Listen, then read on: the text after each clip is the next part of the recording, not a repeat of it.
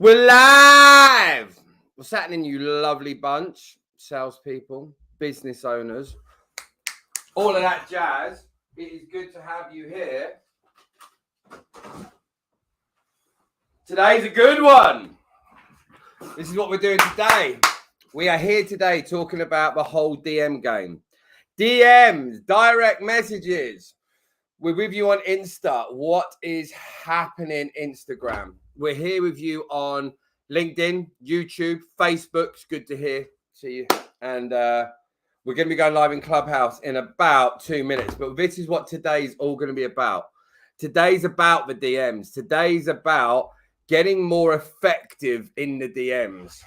And that's really what a lot of people are struggling with at the moment. I had a lot of messages come through. Hey, Chris. I get a lot of people messaging about the whole DM game. How do I do the DMs? Am I doing it right? I seem to get lost in the conversation. My DMs are a mess. And all of those things are completely understandable.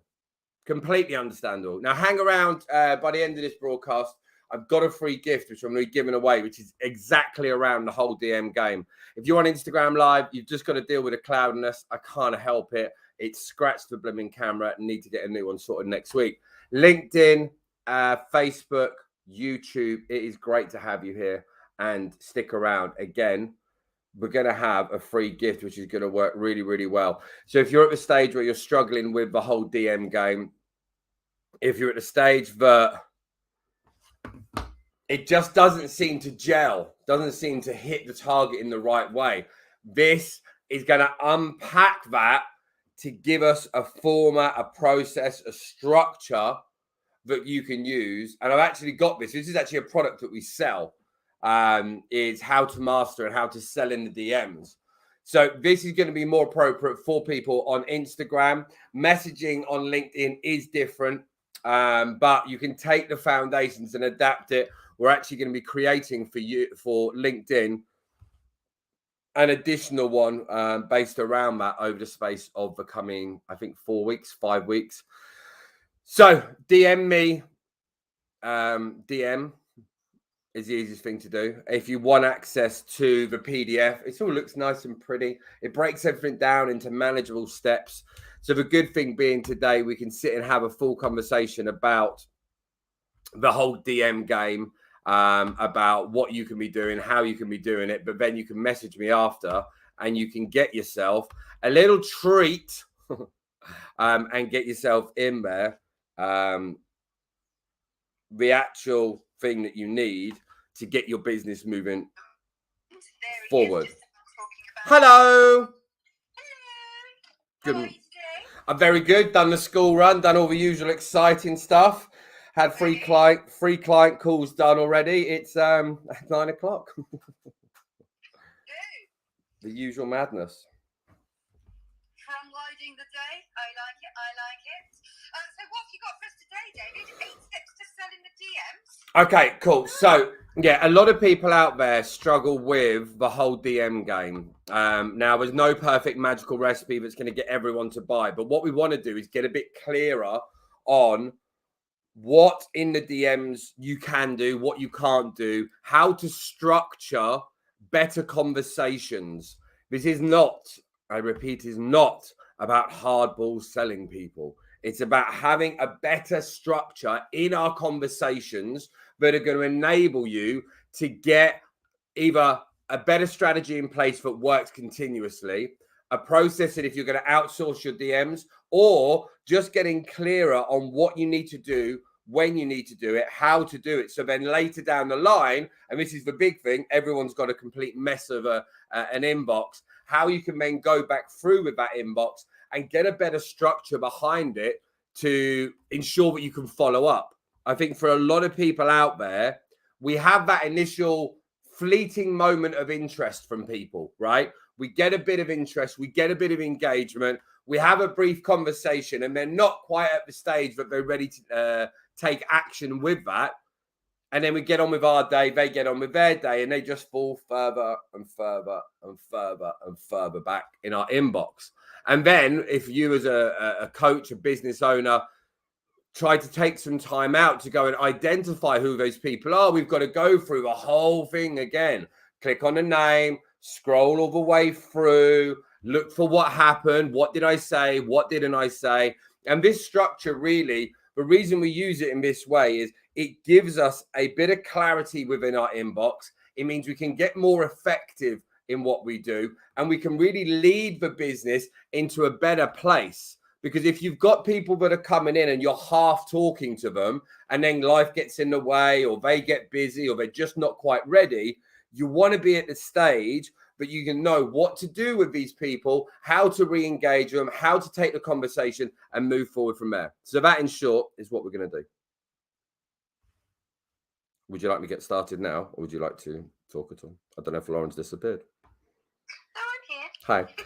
Did you want me just to get started, or would you like? Was there anything? Well, let me just welcome everyone Yeah. to the room firstly, and then I shall hand the baton to you. So we're on So, Clubhouse. good morning, With Clubhouse, the everyone. audio drop-in app. This has got 20 people in. So we drop into different rooms to have different conversations with different people.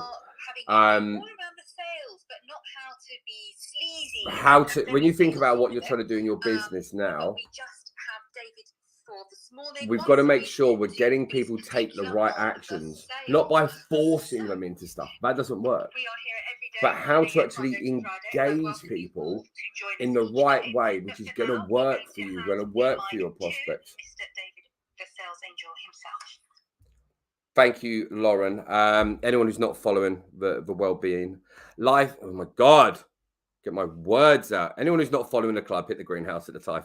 But the Life Business Wellbeing Club, it's a great club, I think, that Lauren's really established here, and it's really great to come in and have these conversations. But it's going to be, this is actually a product that we sell, just to lay it out there. But anyone who's listening in today or watching back, you can quite easily just DM me the word DM, that'll do. And I'll send over a copy of this on an actual proper PDF. We don't want any money for it. It's just a case that, listen, we've got to work out what we're trying to do. And the big problem we've got now for a lot of people with the DMs has always been a bit of an afterthought. And this is the big thing, but whenever we talk to clients, and I'm sure a lot of people can relate to this, you can have real strong intention on your DMs, but you can't have a real clear intention all the time. So when you're at the stage last Tuesday, but you were actually being really effective in your conversations and you were giving loads of detail with full of enthusiasm, and then that conversation drops off, and then 2 days later that conversation picks up and you're a bit flat, or you're busy, or you're racing around, the people that are having the conversation with you, they're not getting consistency in our conversation. We've all gone through the stage with our DMs that we have to scroll back through and reread a lot of that conversation. Now, yes, you want to have natural conversations, but you want to have a degree of a way that structure goes. In the same way when you cook your dinner, you might love getting the ingredients out. You might love just free flowing, but you also have got an idea that when you're cooking your dinner, there's a certain way the recipe is the most effective. And you can deviate from that, and that's fine. So this is going to give you some ideas, some options, some ways that can move forward with how to navigate within your DMs to give you more opportunities. Now, the key part about this, it's not about the hardball sell. I want to stress that. It's about getting a structure in line with your conversation so that the people that are coming in now that you can quite easily re-engage with those people in 2 weeks, in 4 weeks, in 6 weeks, and pick up that conversation from where it was left off. Most people don't re-engage with people on there. And I'll give people a bit of advice with this.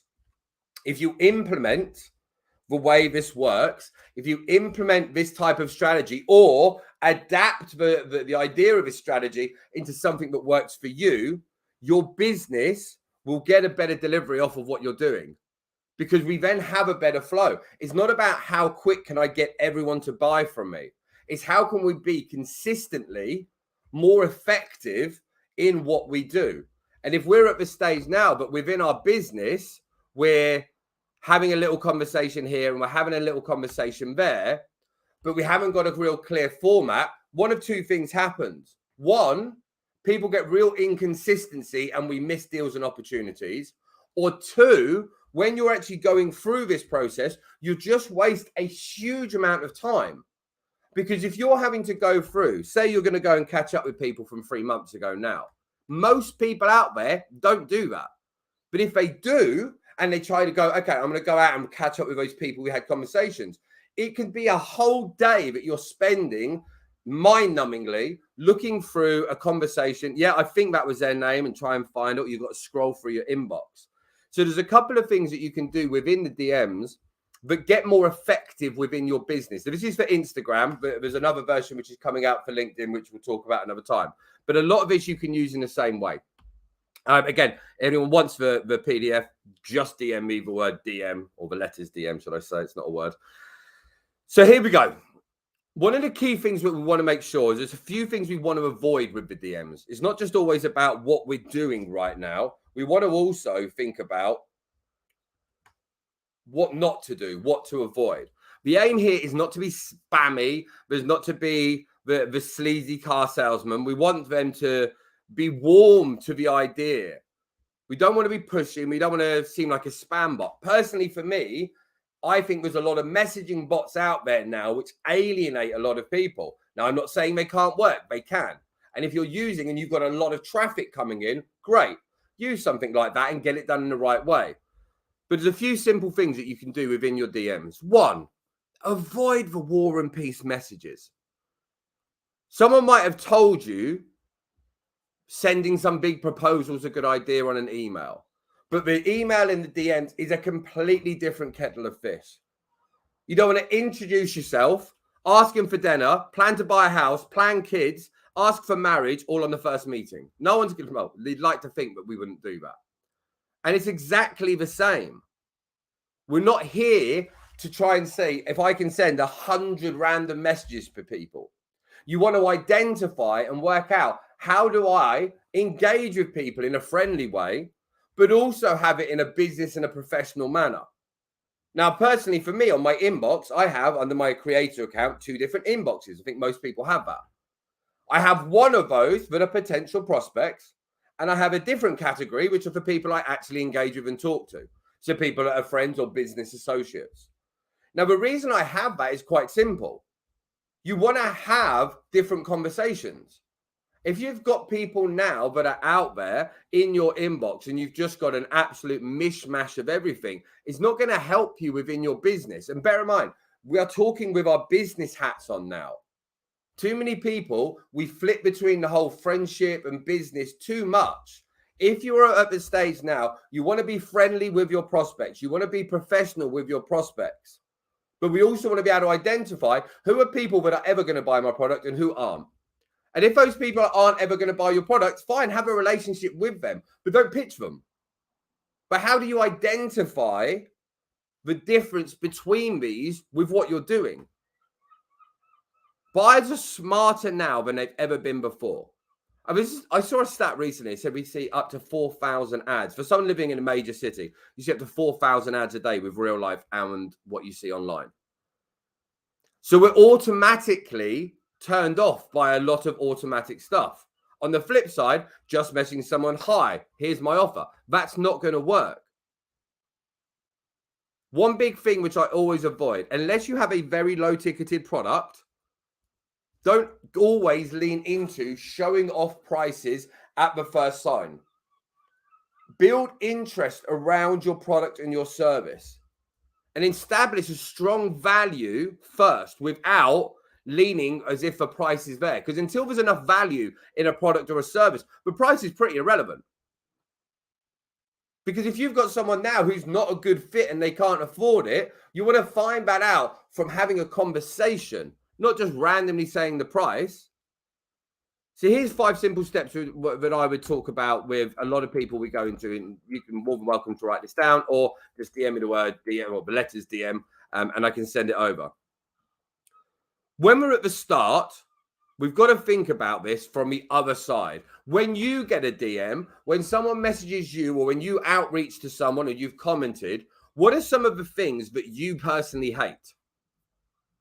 Now, why do we hate those actual things? Is it the fact it was just a spammy message? Is it the fact that they asked a question which actually weren't quite comfortable with? Was it the fact that we were just trying to fish for some information and we didn't want to engage? So we've got to work out, what do we actually want and what is the message that we want to put across? Once we know that, we can work out the next point. What is the aim of your DMs? Now, this is a real simple thing. But what is actually the aim of your DMs? If your DMs is a social network where you just chat to people and you're like, hey, this is good, and you love spending 3 hours a day on there, that's great. But also don't moan if you're not generating leads. Too many people are wearing the business and the friend hat at the same time, and it confuses your buyers. A lot of our clients that are out there, yes, we want to know, like, and trust people. But if you've got a service that they need, you want to engage with them on the right level at the right point. Now, working out what you dislike, what you hate about something means it's a lot easier then to work out the messaging that you want to put into it. Number 3, work out what you are actually trying to say. A lot of messages I get, and most people have probably had them, you get some big long-winded message that beats around the bush about a simple question. Now, if you want to ask a question, ask a question. No one out there wants a big, long, rambling message. If I open a message and it's got 10 lines of information, I'll be frank, I don't really read it. I scan through it to see if there's something I want. Now, if you're sending a long message because you think there's going to be impact, more than likely you're trying to have what you would have on a phone conversation over a message, something that you would have over an email on a message, and they're very different things. So work out, what are we trying to say? And also know where we are right now. So when we think about with our businesses, where are we right now and where is the person that I'm going to be talking to? For example, if you're talking to a business if you're dealing with B2B and you're talking to businesses, you might not even be talking to the person who's a decision maker. So you having an engaged conversation about something can be a complete waste of time. On the flip side, if you've got something where you've got a new business, but you only deal with clients that typically make 10 to 20K a month, for example, and they're at the stage that they're new, but they're full of energy, that's great, but it's a complete waste of your time because they can tick all the boxes. They can seem like they're going to be the right person for you, but it's going to get to the end of it and you've took up their time and your time. So we've got to work out what are the questions that we can ask to get this conversation in the right way. Now, when we talk about pitches and scripts, I want to stress something. This is not about becoming a robot. It's about having a process behind it. Anyone who's ever cooked with a recipe, you've used a script. It is a breakdown and a step-by-step process that's the most effective for what you're trying to do. Now, this might not be exactly how you want to work yours, but think about a structure for what you actually want. Now, if you've got people now that are coming into your conversations, you've got people now that are inside your inbox, that are actually messaging you, you've got to assess what is one of the key parts and the key reasons that this person would be messaging me now. Are they pitching me? Are they interested in me? Or is there a personal reason why they're there? Now, by simply clicking on their picture, by their profile, it's going to give you an idea, realistically, of what that person's about. Now, you can either relate to what they might have, where they're based. It could have something, what they do with their job. It could be something about their kids, their family. But by taking an extra second to click onto that person's bio, so when you message that person back, you can engage about something on their bio, on their profile, on one of their photos. It opens up a line of communication. Too many people, when they're engaged in this process, their first part is they go too harsh. And they think, what's in this for me?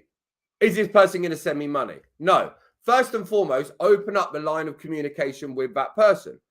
You can say to them something simple like, hey, I see you're in Leicester. I went over there to meet a friend and watch the football recently. Thanks for the support. Was there anything I can help with?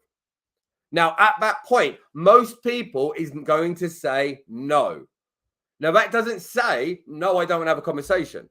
It's saying that there's nothing immediate that springs to mind about what they do. But you've opened up that first communication. That first part of your conversation is vitally important. This is the problem I have with a lot of the bots that are out there. Straight away, it's like, hey, which do you want? My free this, my free that, my free the other. We live in a world now, especially with things like the vid, where a lot of people are spending a huge amount of time online, and actually they want to engage with people a little bit more. We're all getting massive amounts of pictures. We're all getting the one-page essays. And if someone for me messages me something about that's on my profile, automatically you have more of my attention. Because 99% of people don't even do this one simple step. And if we're here to shine a light on us about what we do and how we do it, we've got to make sure that we do that. Next up, we want to work out how we're going to transition a conversation from where it is right now to, is this potentially going to be something that's a business related conversation? So you think about it. Say you've got a beauty product. You could quite simply ask them a question about that. Hey, I see from your profile that you, that you use XYZ. I saw you at XYZ event. I don't know if you've ever heard about XYZ brand. You can open up a conversation. Now, using an open-ended question is always going to make more sense. Now, an open-ended question starts with what, who, when, how, or why. Because what we don't want to just do is, unless you've got a specific product question you want to ask them or service question about, have you got a problem with X? We want to open up the communication to find more information from that person. So what we want to think about are what are some of the top questions that we can take at the transition point to find out, because we want to imagine it. Imagine you're on a path and there's two doors. One is a business conversation, one's a personal conversation. Now, that could be something that if you deal with a lot of service-based things, you could ask them what they do for work if it's not on their profile. You could ask them, what do you know about X? Have you ever looked into X? I spoke to someone else who deals with whatever their industry, and we've actually managed to do X for them. Is that something your company has looked at? You can get really direct at this transitional question, because you want to make sure that when you're having these conversations with people, there's an intention behind it. There is nothing wrong with asking a question to that person to find out whether they're open to it or not. That person could have been on your profile. That person could have been on your page and been watching you for 6 months. Most of my clients that come through the DMs, the first time we have a communication is when they're ready to book. Most of the time, if someone has followed me, then messaged me, they're going to try and pitch me. We all know that. So if you've got someone who's a new follower and you've seen it's come up on your follow list and suddenly they've sent you a DM, you want to identify what their conversation is going to be about. Now, when we're at the stage that we've transitioned, we've asked a transitional question that's going to identify where this person's at. You've got to know where this conversation is next going to go. So if I'm at the stage now where someone's messaging me about a video that's about sales, we're in a conversation, right? And it says on their thing, they're a sales manager. I ask plenty of questions, and any of these questions can work. And you say to them, hey, so you've got a sales team? Yeah, cool. We've got 4 people. Great. What's one of the biggest pain points your team's killing you with at the moment? Because with a sales manager, there's always going to be, if they've got more than 2 salespeople, one person that's driving them mad. So you want to be at a personable level with them. Now, if you're dealing with a product or a service that's been in the news and it's been absolutely ruined by a terrible quality, you can bring that up. What we're trying to find at step 3 is a point of interest that links up what you do with exactly what they might need. So if I've got someone now, a prime example, people that are personal trainers, they'll message you along the lines of, looks like you've got a big family. Does that keep you from getting to the gym? Right? Because we're relating the personal conversation that we've got with a potential pain point that we fix. Does that stop you growing the business? Does that hold you back from closing deals? Does that stop you working out? Does that stop you eating right? Does that leave you with low energy? Do you find that the late nights and the early mornings are causing you stress? Now, at this point, if they have identified at this stage but there is an actual pain point based around something you deal with, ask a question. I hear you. What's the goal you've got? Got you? Is this something you've been working on for a while? I understand. Everyone at the moment seems to be low energy. What have you tried to fix it?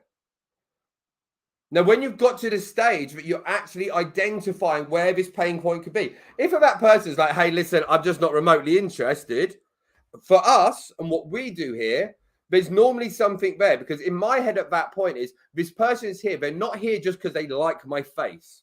Most people don't message me for that.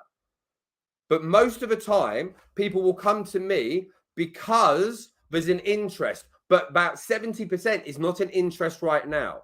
So if at this stage, that person is not remotely interested in a degree of action, I will not push that conversation. There's no reason to. Here's what we do instead. We say, well, listen, as you're involved in X, so for example, coaching, as you've got a team, do you want one of our ebooks we can send over? Just gives you more detail about, and you just offer out one of these products. It could be one of our DM books. It could be about lead generation. Could be one of our masterclasses. Because at that point, the person has outreached to us. They're in a conversation with us. They've shined a little bit of interest, but they are no point ready to jump on a phone call. So at that point, the priority is to build up a level of expertise in their eyes about you, your product, your service. And if you've got something which fills that gap, you are far better sending that over to that person. So if they turn around to you and go, yeah, cool, that's great, send it over. Brilliant. I've got a link for it. Have you got 30 seconds to get set up? Now, most people at that point will say yes. Then go into your messages and go to the top on filters and press flagged. Now, you can flag your DM messages, and this almost blocks them into a little category. On my DMs now, I can go to my inbox and I go to filters and I search by flagged messages. That is everyone who's had a link that has been sent to them in the space of XYZ days. Now, imagine for the moment, every month, every 30 days, you go back to all your flagged messages, everyone who's had a link, and you outreach to them.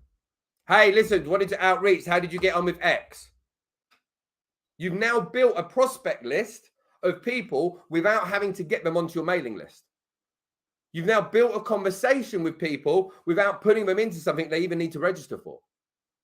People can now message me, the letter's DM. I can send them a link for a Google form, flag that message, and in a month's time, outreach to them. And yesterday, I think we said 24, 25 out.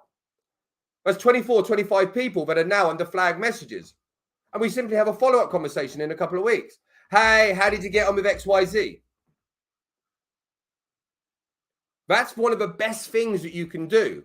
Everyone out there in the DMs is always telling us, get them onto your list. Yes, if they are at the stage that they want to take that level of action.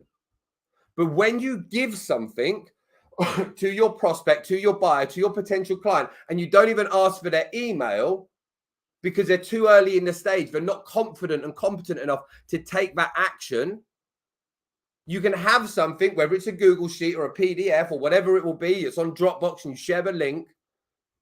And because they're under your flagged messages, you don't even need to get their name and email. So if they've got zero commitment to you now, you can still add value to that person. Now, if that person in the conversation is still engaging with the conversation and you say to them, okay, well, I hear you're struggling with A, B, and C. What's the main struggle you've got? What you're then looking for is an emotional link around a logical problem. Because a lot of the problems we've got are logical, but a lot of the problems we've got, we've also had for ages.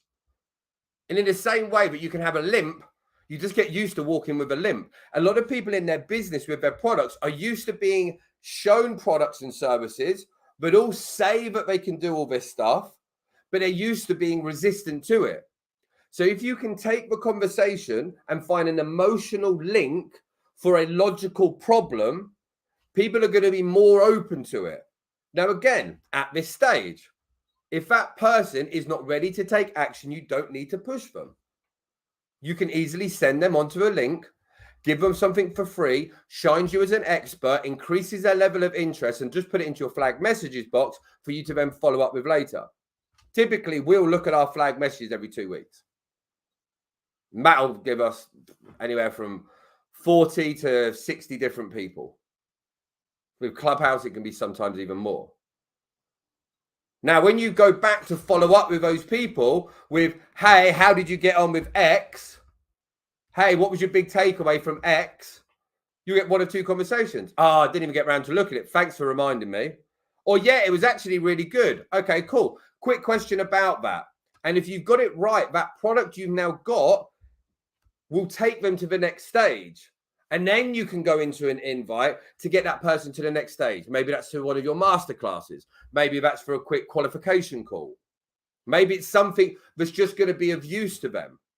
But because you haven't pushed that conversation, because you haven't tried to force them into a phone call, because everyone knew that was coming, you've given something without getting their email address, without getting them in your email list because they weren't ready, you stand out slightly different to what other people are getting. And when you stand out slightly different enough times, people get more confident with you. They're not feeling pressured. People hear the brand, the sales angel. Oh my God, no one got his funnel. He won't get me off the phone. Completely the opposite. We're just really good at identifying the people and who we can help, how we can help them, and the systems and way to help them. So you've got to think about this as a process. What's my hurdle? A lot of people don't want to give emails out. Okay, well, how can I use my DMs? Use the flag messages. Now you've got the person out there. You've followed up with them a DM, or they've now said that they've opened up. They've given you the emotional link that they've got behind it. Maybe, for example, I spoke to a guy the other day. He's like, I always see you posting about your kids. I don't know how you do all the work you do and have your kids all the time. I'm like, listen, I get it. I hear you. What have you been trying to do? What's the goal? What are you trying to do? And what we're trying to do at this point is find out if this is a new problem, which is just a headache, for example, when people go to summer holidays with kids, what efforts they've made, what experiences they've had in the past to try and fix it. Because if they can give you things where I've been doing this for 6 months and I'm just shattered, I'm tired. Actually, it might not be a pain point. It might just be tired and be venting. They might not need your product or service. But if you've got something on the other side, when we're talking about, for example, business services, and they're talking about the fact that actually I'm having a nightmare. Our closing ratio has gone from 40% down to 20%. You go, okay, cool. So that must be putting a bit of a strain on the business. What's the big concern you've got? Well, my big concern right now is if we keep going like this and it keeps dropping off, we're not going to hit payroll. Okay. So now what we want to do is take that conversation when we know what the emotional link is, when we know where the actual problem is, and the person's got interest and they haven't wanted just to be left alone after the free product. You can then break down, say, hey, listen, we've worked with a lot of people just like yourself, and there's normally 3 main things that are going on at this point. Are you open to me sharing them with you? Now, when you're texting these messages, you want to have them. I say text like message like a teenager. Don't send it in a big 4 or 5 line paragraph. You send them in small blocks so it shows an intention behind the conversation. And by asking for permission, if they say, no, listen, I'm all right, I'm just tired. Again, if you've got that secondary option for something else to give them that's going to help them at that point, that brings people in at this point, then you can get them into a mailing list. Then you get them off of the platform. Then you get to move to that next stage. And when that happens, you go to them on your Insta IG message, you press flag message, it takes them out of that folder, and then they're not in that file anymore. Now you've got them at that stage. But if that person's really serious, and at this stage, this is step 7, I ask big questions. Have you hired X before? Have you had a coach before? Have you had a therapist before? Have you had a meal plan before? Have you ever took out insurance before? And if they say yes, great. What was it good? How was the experience? What did you like about it? What did you hate about it? And you get 4 or 5 different questions to understand exactly where they're at. And then step number 8 is just a real open and simple question. Now, you can be a bit fun. You can be a bit friendly. You can be a bit cheeky. It's really down to your personality. I say to people all the time, not sure if you care, but we do this every day. And we love to see if we can give you some pointers off the back of A, B, and C. Would you be open to a phone call, or would you want to get something else like a free training from us? And give them an alternative option. Because when you give someone an alternative option at this end point, people are far more likely to engage with one of those options. One might be the strategy call, your prospecting call, your funnel call, whatever you want to call it. The other one gives them more without them feeling ready to hand over their details for the call. Too many people are lunging in for the call. But actually, if they lunge in for the call and they say no, you've left yourself really in a bit of a no man's land where you've got someone who's potentially interested, and then you backpedal. So backpedal even. To give people options at each stage, where if they want to take a big jump, that they can. But it's all okay if they don't. Bear in mind, the people that are in your DMs today that are not quite ready, if you find just 5 people to 10 people like that a month, some of those in 3 months, 6 months, 12 months will become your buyers because you've added value to those people. And if you've added value to those people, you want to make sure you can consistently add more value at a level that they're ready for. Bear in mind, you might not like to pressure people. That's fine. Don't pressure people. But when you understand the personality, we deal with a lot of red personalities. So we ask very direct questions. Very direct. If you're dealing with people and you're very much a relationship person and your clients are very relationship, you want to adapt those questions and soften those questions so they don't feel like it's being too direct. Now, to wrap this one up, very quickly off the back of this. 1, don't try and sell in the DMs. Know the process that you're trying to take people from and to. What is the ideal result? Our tier 1 option is we want to get them into one of our free products, which is going to shine us as an expert, get it as a flagged message. Our tier 2 option is to get them into a secondary product. Maybe that's going to be our masterclass. Our tier 3 option is getting them booked in for a phone call because they're ready to take some degree of action and you want to give them a tailored conversation. Now, when you're going at the end side, there will be people that ask questions. These are not big pain points. But this is when a lot of people ruin the whole conversation they have in the DMs. If you've had back and forth on 5-10 conversations and someone's like, well, how much is it? And you just blurt out a random price. If they haven't heard enough about your product or service, but they've got an inkling of interest, the value that you talk about, the price you talk about might not resonate with that person. So you've got to really work out what would be the mindset of the person at that point. When someone asks you how much something is, instead of thinking that person is ready to buy, acknowledge the fact that they have a higher level of interest than they did at the start of your conversation. And if they've got a higher level of interest, don't try and take that person down straight away by getting them to buy your product. So have a conversation. For example, if you're a coach and you've got 3 or 4 different products, you want to address that. And you can say something, say, hey, it really depends what you're looking for. We've got a varied product and service range, and it really depends on exactly what you want to get out of it. Normally, we'll have a conversation for it, or we've got a really cool little quiz that you can take, which will identify exactly which product you'd be looking for, which would be a better option for you. Now, that just gives you, again, flexibility from that point, but it's putting the light on them and their needs rather than just being, okay, this is my price. Because if you've got multiple products at this point, you shouldn't be giving people a fixed price on that because you haven't identified to a clear, you've asked 2 or 3 questions. You could completely get it the wrong way. They think they're getting either overcharged or they think it's too cheap because actually the product we think they're going to want is going to be very different from the one they actually want. Now, at this point out there, when people are going to get booked in and they say to you that they are ready to book in, there's 2 thought processes here. 1, as soon as they say, I want to book in, great, here's my link.